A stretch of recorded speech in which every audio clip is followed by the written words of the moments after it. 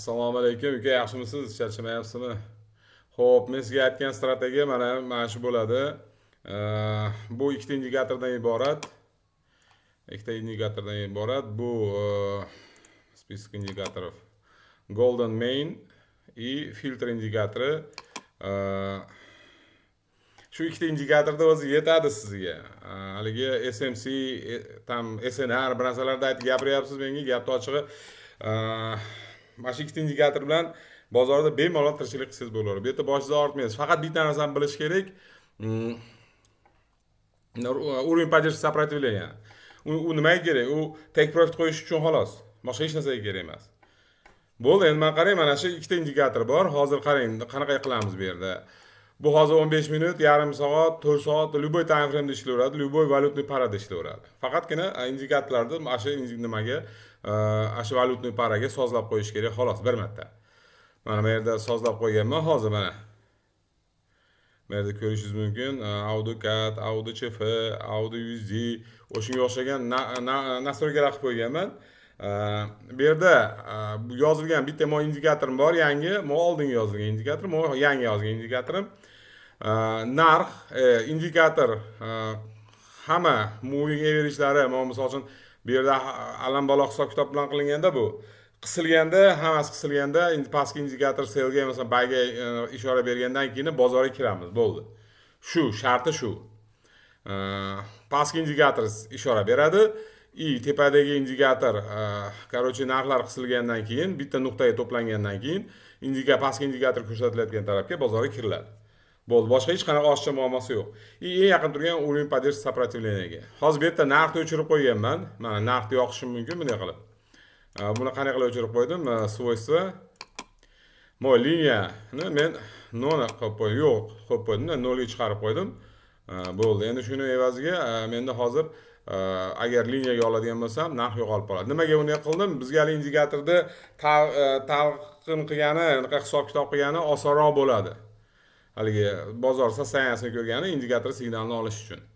Xullas, mana qarang, hozir mana AutoCAD 30 minutlik time frame da turibdi ekan. Hozir mana qarang. Pastki indikator sellga ishora bergan, indikator to'plangan sell. Mana shu yerdan sell. Xo'p, keyin mana bu yerda to'planibdi. Bu yerda ham pastki indikator sellga ishora beryapti, sell. Mana narxni ochib ko'ramiz. Mana ko'rib turganimizdek, ishora berilgan joyda mana yerdan salkam 1200 pips, ha? Mana yerda mana kirayotgan joylarda mana shu 587 u dash davom etgan bu trend. O 800 ga qarab ketib qolgan. O'shunday qilib buni ves naqasini ko'rsak bo'ladi, faqat narxni o'chirib qo'yib biz talqin qilishimiz mumkin. Mana qarang. Mana bu yerda buyga ishora turibdi, buyga. Shu buyga ishora turgan joydan biz ko'rishimiz mumkin. Buyga signal, narx ko'ramiz. Mana shu yerdan turgan joydan narx tepaga otgan. Xullas shunaqa. Endi keyingi signalimiz mana tepadan pastga uryapti. Mana narx yiqilgan. Qarang, mana. Buni qilib ko'rsak bo'ladi. To'plangan joyi bor. Hamma ochilib ketmagan, to'plangan joy signal ishora beryapti. Ko'rib turganimizdek, narx pastga qulagan 1700 pips. Xo'p, xuddi shu ko'rinishda hammasi. Mana keling, mana Audi yenani ko'ring, 15 minutlik time frame. Mana hali ko'p o'ylanib o'tirmaslik uchun anaqalar qo'yib qo'ydim, vertikal chiziqlar. Xo'p, mana shu turishda biz ko'rishimiz mumkin. Pastki indikatorimiz buyga signal beryapti, ishora beryapti. Bu ham narxlar to'plangan. Bu yerga vertikal chiziq qo'ydim. Mana bu yerdan buyga ishorasi bor. Bu ham narx to'planib qolgan, konsolidatsiyasi bor. Bu yerda ham to'plangan, bu yerda ham ishora buyga bor. Buy sell bular misol uchun o'zgarib turadi. Mana qarang, mana. Xo'p, narx to'plangan, ishorasi buyga, mana shu yerdan beryapti. Bizga qancha 600 pips signal beryapti. Mana bu yerdan sellga beryapti. Shu yerdan narx pastga qulayapti, mana 500 pips. Mana yangi to'plangan joyni ko'rdik. Bizda 400 pips. Xo'p, bu yerda konsolidatsiya yo'q. Qarang, signal yo'q joyda olmay qo'yamiz signalni. Tasdiqlanmadimi signalni olmay qo'yamiz. Lekin bitta narsasi bor, signal patrendi degan. Hozir ko'rsataman shunaqa joy chiqib qolsa, trend bo'ylab ketayotganda ham signali bor, kuchli trend bo'layotgan paytda. Mana bu yerda buy signalimiz turibdi. Mana bu yerdagi mana signallarni ignore qilayotgan sababi bu kengayib yotibdi. Bu yerda mana filtr bo'lib qolyapti. Pastdagi indikatorning tepasidagi filtr bo'lyapti, grafическийni pastdagi filtr qilyapti. Ikkalasi bir-birini filtrlab, cho'tki signal beryapti bu yerda. Mana ko'rib turganimizdek, mana yerda mana 530 pips. Xo'p, mana audio chf mana ko'rishimiz mumkin. Bu yerda ham xuddi shunday. Mana narxni yoqamiz. Ko'rib turganimizdek, mana narxlar qisilgan joyida. Birinchi bo'lib shuni tasdiqlab ko'rsatib qo'yay, narxni o'chirib. Xo'p. Qarang, men ataylab grafikda qisyapman-da, shu ko'rinsin deb. Mana ko'rib turganimizdek, mana qisilgan narxni bitta joyga unaqa indikatorlar to'plangan joylardan vertikal chiziqlar tashladim, agar pastdagi ishorasi bo'lsa. Xo'p. Endi qarang. Xo'p, narxni yoqdim. Mana endi tomosha qiling nima bo'layotganini. Buyga signal bo'lgan narx ketgan osmon falagiga qarab. Mana buy signal ketyapti buyga, sell signal sellga. Mana buyga signal bergan. Bu buyga ketyapti, sellga signal sellga. Bu yerda absolyutno hamma valyutniy paralar xuddi shunday. Bu yerda hali gapni ochig'i bozorda ko'p boshda ortishda hojat qolmadi uka. Mana shu indikatorda o'zi sizga yetadi. Mana shu indikatorda o'zi. Mana любой valyutniy para 15 minutlik time frame, 1 soatlik, 4 soatlik любой time frame da ishlayapti bu. Mana qarang. Faqat eng zo'ri, misol uchun buni qo'ya olasizda, любой time framelarda, misol uchun time framelarga navbatga qilib mana singari.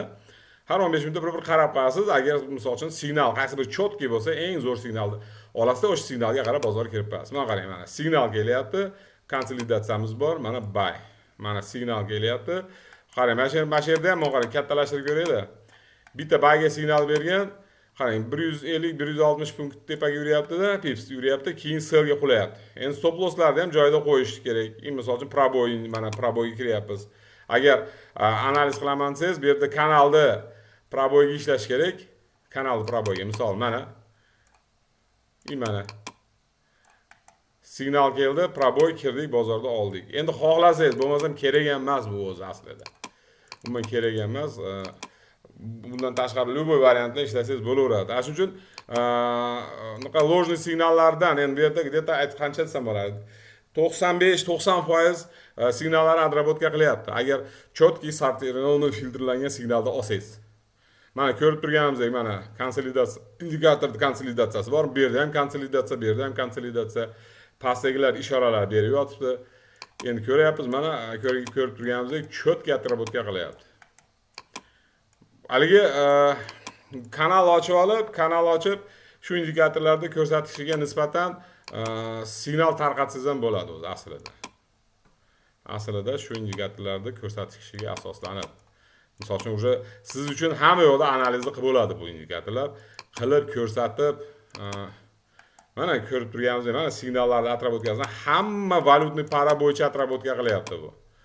1200 mana qani, mana buy, mana shu qisqagina joy ham 300-400 pipsa atrabotka qilib keyin ketyapti mana. Qarang 600-700 mana shunaqa atrabotkalar bor. Mana yenani qarang, trend bo'lyapti u yerda. Hop 15 minutlik time frame deganmiz, bunda ham ko'ramiz qarang. Mana katta yurishda signal bermagan, signal yo'q. Bu yerda bu signallarimiz faqatgina mana buyga signal bergan. Mana buyni signalini ko'ring. Bu sal agressivroq. Har bitta valyutniy paraga alohida nastroyga qilish kerak ekan. Nastroyga qo'ysangiz bo'ladi, endi sababi bu yerda valyutniy parani настроениясiga qarab ish. Mana merdalik signal patrendi deyotganim mana bu bo'ladi. Mana ko'rib turganingizdek konsolidatsiya bor, narx yurishni boshlab tepaga, mana shu trend bo'ylab buyga yuryapti. Mana o'sha 700-800 pips olyapti shundan keyin.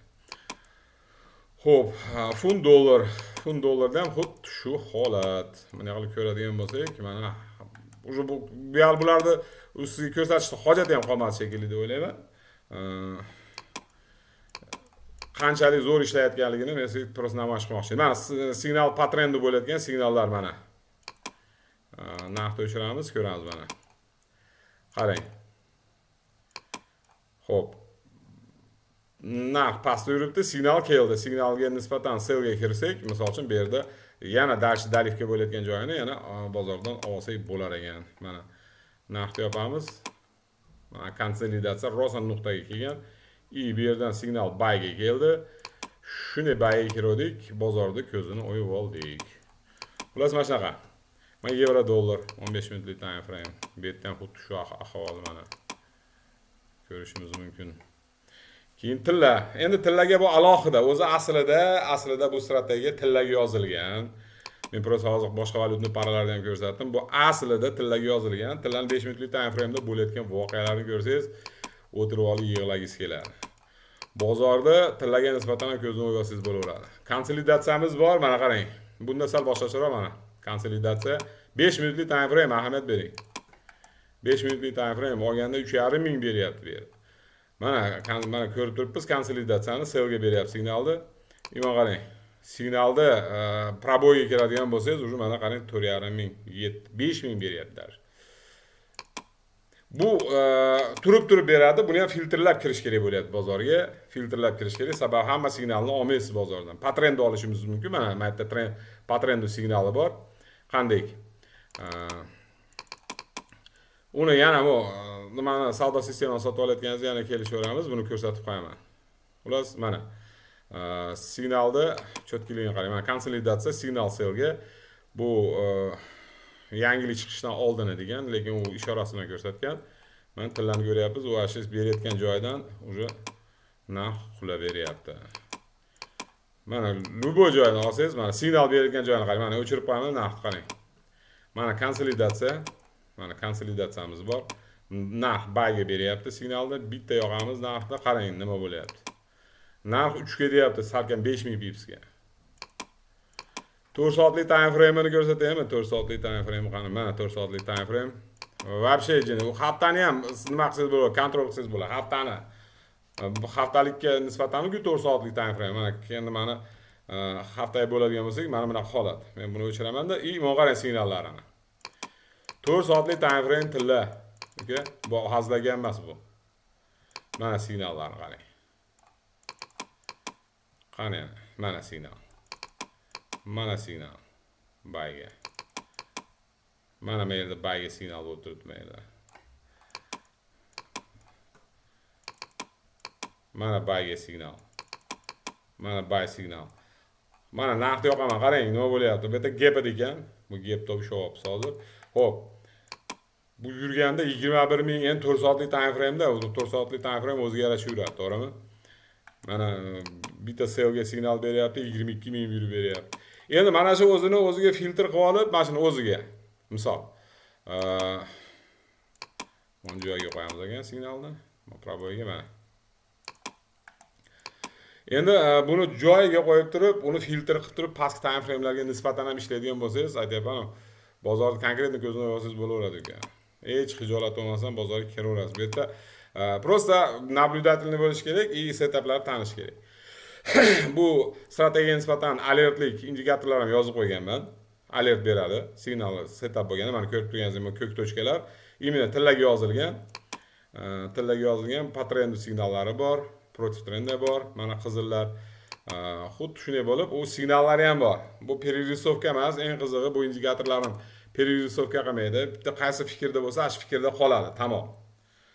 Agar qiziq bo'lsa, aloqaga chiqing yana, gaplashamiz. Uka sog' bo'ling, tinch bo'ling, omon bo'ling. Savdolarda omad, katta profitlar tilab qolaman. Gaplashamiz.